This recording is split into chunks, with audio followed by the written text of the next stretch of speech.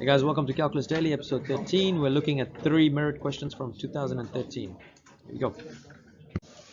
So with this question, what they're asking you is to write x in terms of p. So basically what they want is something like where x is by itself and p and whatever is happening on this side. Okay? At the moment, looking at this, we have got x on both sides, so we need to eliminate it. So what's the best way to get rid of a square root symbol? Square it. Alright, so what you got to do is you actually got to square both sides. So I've got to square this side, and I've also got to square this side, which is the right hand side. When I square this, my left hand side, I'm actually going to get a quadratic that's going to look like this. Square root of x minus 3 times square root of x minus 3. But on the right hand side, the square root sign disappears, and all I have is x minus p. Is that okay so far? Alright, next step, I need to expand this as a quadratic. So I multiply my first two terms. Square root of x times square root of x is x. And then, so that's there. Then I've got square root of x times minus 3 square root of x. So I'm going to get minus 3 square root of x. Then I have these two things, which is also minus 3 square root of x. And finally, minus 3 times minus 3 is plus 9. And all of this equals x minus p. Simplifying this, I'm going to have x minus 6 root x plus 9 equals x minus p. So far so good? Okay, at this point I can get rid of my two x's because they're both x on the same side. I get rid of them, and what I have is negative 6 root x plus 9 equals negative p. Is that okay so far? Okay, rearranging this, I think if you guys get up to here, you actually are looking at an achieved up to this point. Now to get to a merit, all you're trying to prove is x in terms of p. So you just have to rearrange everything so x is by itself. So to do that, I've got negative 6 root x equals negative p minus 9, because when I switch it over. Now because all of them are negative symbols, I can just get rid of them, and what I have is 6 root x equals p plus 9. Again, I've got to have x by itself. Right now I have root x, so I need to square again. Okay, when I square this, 6 squared is 36, root x squared is just x, and this is equal to p plus 9 squared. So when I rearrange it, I get x is equal to p plus 9 squared over 36. Questions? Easy? And I think that's what is getting you a merit there. Like I told you guys, with differentiation paper, you can't really get a not achieved. Just differentiate everything that you see and you should at least get an achieved. Okay, so in this question they're asking you find values of x that gives maximum value for this particular function. Obviously your first step is to differentiate. So you've got f of x equals 50x minus 30x ln of 2x. Now the first thing you must notice in this question is you're actually dealing with a product rule, because this function you have to differentiate it using product rule.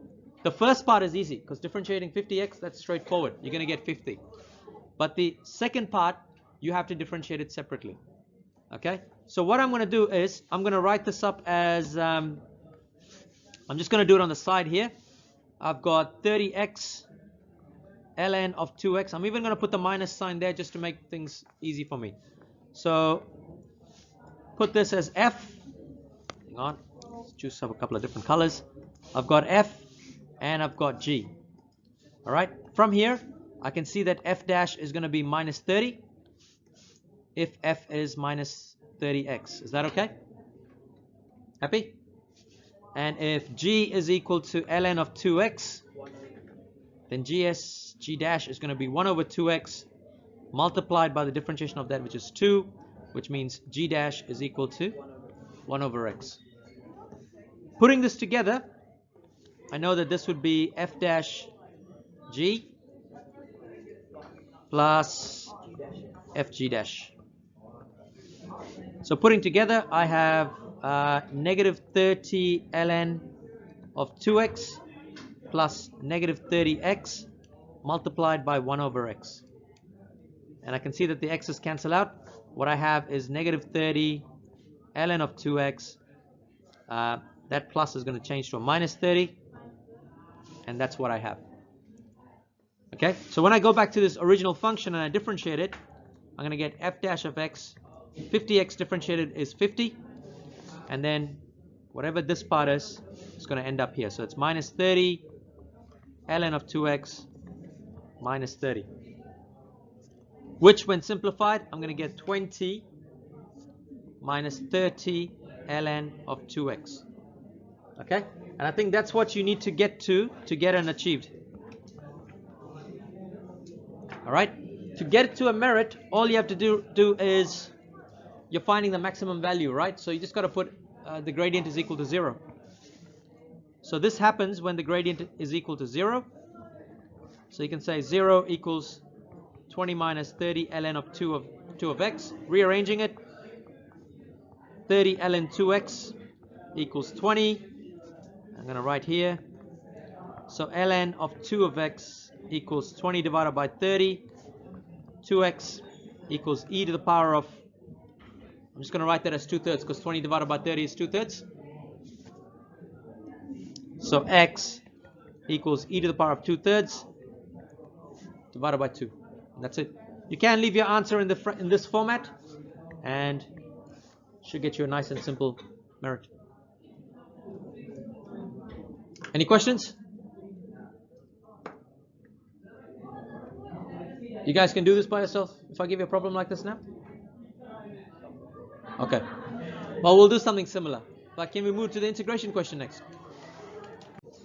Okay, so looking at this question, obviously you've been given some information here. The first bit of information is the tank initially contains 20 liters of diesel. Alright, which means when t equals to 0, volume of this can be written as 20. Is that okay? That's what that first statement actually means. So from here we're going to look at this question. Now they're giving you a rate at which the volume, what it's being filled at. So that's 400t plus 2t squared dt. That's the volume, the rate. So to find the function, we just got to integrate this. So to integrate it, I'm going to write it up like this. 400 t plus 2 to the power of negative 2 dt. Okay. Now you can use substitution if you want in this, but you can also do this because I know that differentiation of inside here, I mean you can do reverse chain rule in this case. Okay. So doing reverse chain rule, I'm going to end up with 400 t plus 2 minus 2 plus 1, and then that's divided by negative 2 plus 1, the power. Now I don't need to worry about dividing with the differentiation of this because the differentiation of t plus 2 is just 1. Okay, what else do I need in this case? I'm missing an important thing here. Thank you. I've got plus c. Okay, because it's actually asking you how much diesel will be in the tank 6 minutes after filling started. So you, yeah, but we need to figure out the c value first. And to figure out the c value first, we need to use that information there, because that says when t equals to 0, volume is 20. So then we have when t equals to 0, volume equals 20. So 20 equals 400 t plus 2 to the power of negative 1. Negative 2 plus 1 is negative 1. Wait, let me just rewrite this equation a little bit more simpler. This one would be negative 400 over t plus 2 plus c. Okay, so I'm just going to cross this out. I mean, it's still the same thing if you work with it. Doesn't matter. So I've got 20 equals negative 400 t plus 2 and plus c.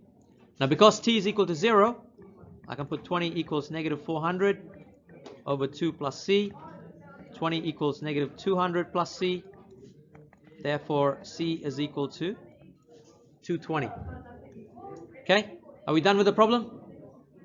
No, because we still got to figure out at 6 minutes how much diesel it actually has. So we got to go back to the equation. We have 400, negative 400 over T plus 2, plus 220. And then at this point, we're putting T equals to 6 and finding out what volume is. So then volume is equal to negative 400 over 6 plus 2. You're not putting up to seconds. No, because it says minutes there, so we don't have to worry about seconds. And so substituting, we have negative 400 over 8 plus 220. Simplifying this, we should get 170 liters. So in terms of merit, up here you get merit. For achieved, you're looking at this part here to get an achieved. It's not too bad. I mean, it's just rearranging and then finding your C value. Any questions, guys, in this? We're good? Okay, that's it for this session. Thank you for watching.